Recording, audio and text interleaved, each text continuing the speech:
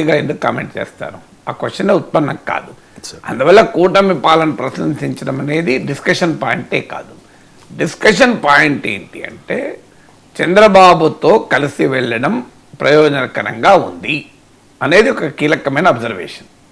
అలాగే పార్టీ సమన్వయంతో పనిచేస్తోంది కూటమిలో అని, అంటే కూటమిలో ఉన్న సభ్య పార్టీల మధ్య సమన్వయం పట్ల మోడీ సంతృప్తి వ్యక్తం చేశారు.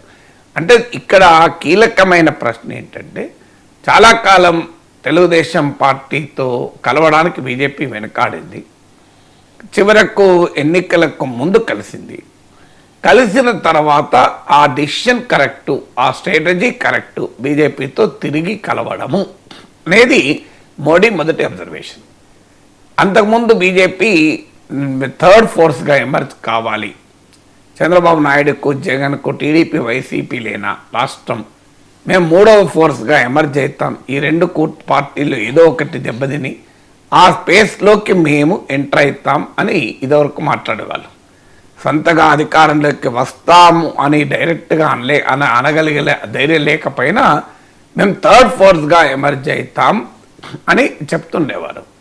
అందులో భాగంగానే పవన్ కళ్యాణ్తో జట్టు కట్టారు 2019 తర్వాత. కానీ ఫైనల్గా తెలుగుదేశంతో కలవాలని నిర్ణయించుకున్నారు. అప్పుడు టీడీపీలో కూడా చాలా తర్జన భర్జనలు జరిగాయి, బీజేపీలో కూడా చాలా తర్జన భర్జనలు జరిగాయి. ఫైనల్గా బీజేపీ నిర్ణయం తీసుకుంది టీడీపీతో వెళ్ళాలని. ఇప్పుడు ఆ నిర్ణయము సరైన ఫలితాలు ఇచ్చింది అనేది మోడీ అబ్జర్వేషన్.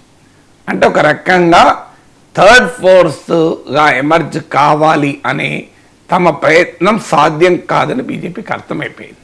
అందువల్ల బీజేపీ 2024 ఎలక్షన్స్కు ముందు ఆ స్కోప్ను ఎక్స్ప్లోర్ చేసింది. అంటే మేము పవన్ కళ్యాణ్తో కలిసి థర్డ్ ఫోర్స్గా నిలబడాలి అని ఒక ప్రయత్నం చేసింది. కానీ ఆ ప్రయత్నము సక్సెస్ కావలేదు అనేది 2024 ఎన్నికలకు ముందే రియలైజ్ అయ్యి టీడీపీతో కలిసింది. మీకు సిమిలర్ ఎగ్జాంపుల్ తమిళనాడులో కనబడుతుంది. తమిళనాడులో కూడా అన్నామలై నాయకత్వంలో చాలా హడావుడి చేశారు. అసలు థర్డ్ ఫోర్స్గా ఎమర్జ్ కావాలనే ప్రయత్నం చేశారు. ఏడీఎంకేకు దూరం అయ్యారు, చిన్న చిన్న పార్టీలను కలుపుకున్నారు.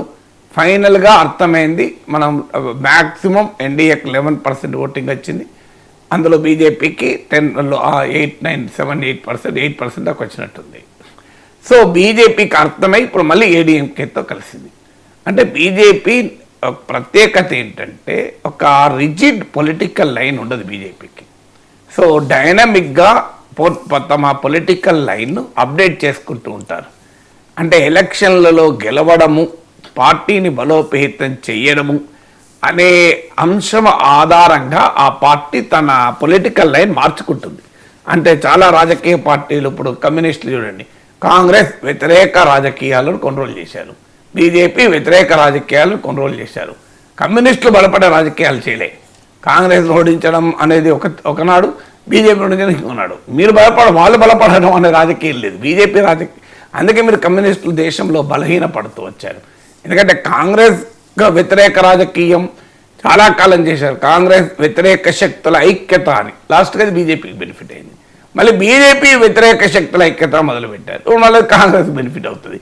కానీ కమ్యూనిస్టులు బలపడాలి అనే వ్యూహము ఎత్తుగడ కన్నా వాడిని ఓడించాలి వీడిని ఓడించాలి అనే ఎత్తుగడల వల్ల నష్టపోతూ వచ్చారు. బీజేపీ భిన్నంగా ఎందుకు బలపడుతూ వచ్చిందంటే ఎవరిని ఓడించడం కాదు, బీజేపీని గెలిపించేటువంటి రాజకీయ వ్యూహం. సో బీజేపీ గెలిపించడానికి ఎవరితో కలిస్తే, ఎవరితో విడిపోతే, ఎవరితో ఎప్పుడు ఎలా ఉంటే తమకు బలం పెరుగుతుందో గుర్తించి డైనమిక్గా తన అలయన్సెస్ మార్చుకుంటూ ఉంటుంది. So that is the style of BJP. అందుకే మీకు తెలుగుదేశం పార్టీతో అసలు ద్వారాలే మూసేస్తాయి, తలుపులే మూసేస్తాయని చెప్పిన వాళ్ళు మళ్ళీ తెలుగుదేశంతో కలిశారు. ఇది పొలిటికల్ ఆపర్చునిటీ, రాజకీయ అవకాశవాదం, సైద్ధాంతిక రాహిత్యము, ఇలాంటి పేర్లు విమర్శకులు చాలా పెట్టచ్చు. కానీ that is the political pragmatism. అంటే రాజకీయాల్లో ఎన్నికల్లో గెలవాలి అంటే అల్టిమేట్గా రిజిడ్ పొలిటికల్ లైన్ పెట్టుకొని ఐడియాలజికల్ రిజిడిటీలో ఉండడం కన్నా తమ పార్టీ పెరగటానికి అనుసరించాల్సిన ఎత్తుగడలేంటి అనేది బీజేపీ ఆలోచిస్తుంది. అందుకే బీజేపీ ఎవరితో కలవాలి, ఎవరితో విడిపోవాలనే దాంట్లో ఈ రకమైన జాడ్యాలు పెట్టుకోరు, చాదస్తాలు పెట్టుకోరు. అయ్యో నిన్నటి దాకా మనం కలిసి ఉన్నాం కదా, విడిపోతే ఎలా అని ఇప్పుడు అనుకోరు. అప్పుడు ఇంకా వాజ్పేయి టైంలో అలా ఉండేదేమో, కానీ ఇప్పుడు మోడీ టైంలో సింపుల్ కమాడిటీస్. సో నీకు నచ్చితే కొంటావు, నచ్చకపోతే కొనవు, నచ్చినంత కాలం వాడుతావు, నచ్చినప్పుడు పడేస్తావు.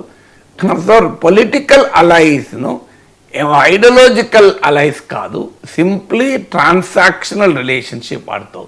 That is the style of Modi led BJP. ఆ ట్రాన్సాక్షనల్ రిలేషన్షిప్లో నాకు ఉపయోగపడితే ఉపయోగించుకుంటాం, లేకపోతే లేదు. అందులో భాగంగానే మీకు తమిళనాడులో తన పార్టీ పెరగడం కొరకు ఒకసారి ఏడీఎంకేతో కలిశారు, మళ్ళీ విడిగా ఒక ప్రయత్నం చేశారు, సాధ్యం కాదనుకున్నారు, మళ్ళీ ఏడీఎంకేతో కలిశారు.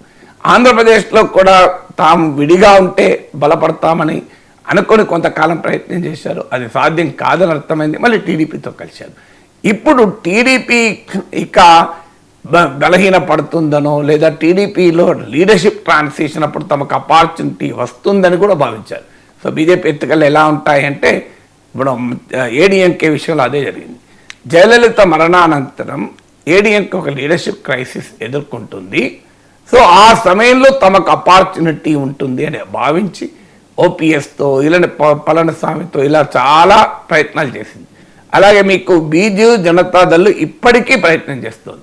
ఎందుకంటే నవీన్ పట్నాయక్ వృద్ధాప్యం వల్ల నవీన్ పట్నాయక్ ఇనాక్టివ్ అయ్యే రోజు ఇవాళ కాకపోతే రేపైనా వస్తుంది, అప్పుడు తమకు అపార్చునిటీ వస్తుంది అని ఎత్తుకెళ్ళేస్తుంది. అందుకే నవీన్ పట్నాయక్